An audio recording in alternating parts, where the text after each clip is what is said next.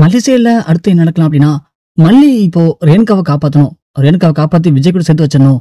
ஏன்னா பாவம் விஜய் எவ்வளவு கஷ்டத்தை அனுபவிச்சிட்டாரு. இப்போ அந்த ரேணுகா உயிரோட இருக்கிற விஷயம் தெரிஞ்சதும் விஜய் எவ்வளவு சந்தோஷப்பட்டாரு.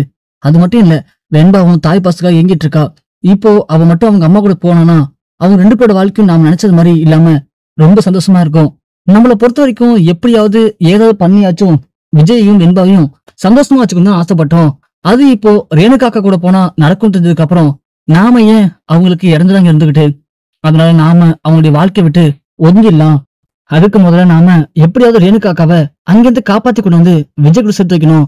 அதுக்கு நாம என்ன வேணாலும் பண்ணாலும் தப்பு இல்லைன்னு சொல்லிட்டு மல்லி ஒரு பைத்தியக்காரத்தனமான முடிவு எடுக்கிறாங்க.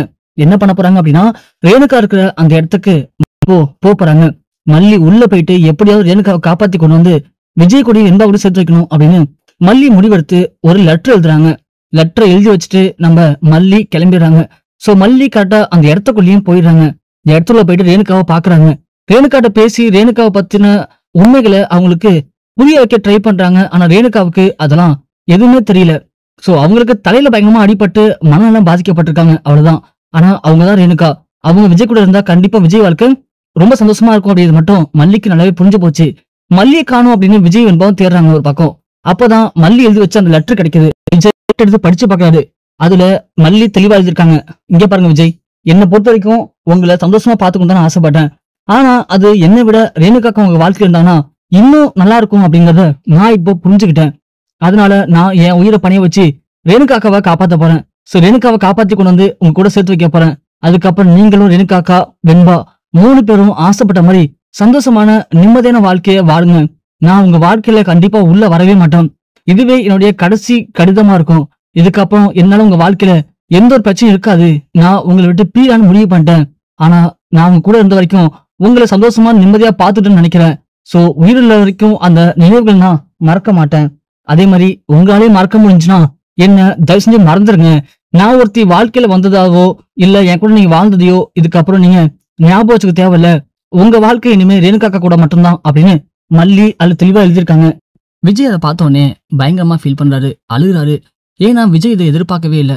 ஒரு பக்கம் ரேணுகா கிடைச்சிட்டாங்க அப்படின்னு சந்தோஷம் ஒரு பக்கம் இருந்தாலும் இப்போ மல்லி அதனால நம்ம வாழ்க்கை விட்டு பிரிஞ்சு போறா அப்படிங்கிறது விஜய்க்கு ரொம்ப கஷ்டமா தான் இருக்கு.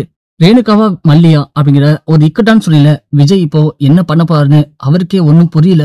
ரேணுகா கிடைக்க போறான்னு சந்தோஷப்படுறதா, மல்லி பிரிய போறான்னு சந்தோஷப்படுறதா, என்ன பண்றது அப்படின்னு விஜய் ஒன்னும் தெரியாம நிக்கிறாங்க. வெண்பா ஒரு பக்கம் என்னாச்சு டாடா, மல்லியம்மா எங்க போனாங்க, என்னாச்சு, அந்த லெட்டர் அப்படி என்ன இருக்கு சொல்லுடாடா அப்படின்னு கேட்கவும் உடனே வெண்பா அந்த லெட்டர் வாங்கி படிக்கிறாங்க. படிச்ச உடனே வெண்பாவுக்கு சமாதிரிச்சா இருக்கு. டாடா என்னடாடா இது, அப்போ மல்லியம்மா இனிமே நம்ம கூட இருக்க மாட்டாங்களா அப்படின்னு கேக்குறாங்க வெண்பா. விஜய்க்கு என்ன சொல்றதுன்னு ஒண்ணுமே புரியல. வெண்பாவை இப்போ நாம என்ன சொல்லி சமாதானப்படுத்துறது, நம்மளுடைய பழைய உறவு நமக்கு கிடைக்குதுன்னு சந்தோஷப்படுறதா இல்ல நம்ம கூடவே இருந்த உறவு நம்ம விட்டு பிரிஞ்சு போகுதுன்னு வருத்தப்படுறதான்னு தெரியாம விஜய் பயங்கர குழப்பத்தோட பயங்கரமா அழுதுகிட்டு அப்படியே நிக்கிறாரு. விஜய் என்ன பண்ண போறாரு?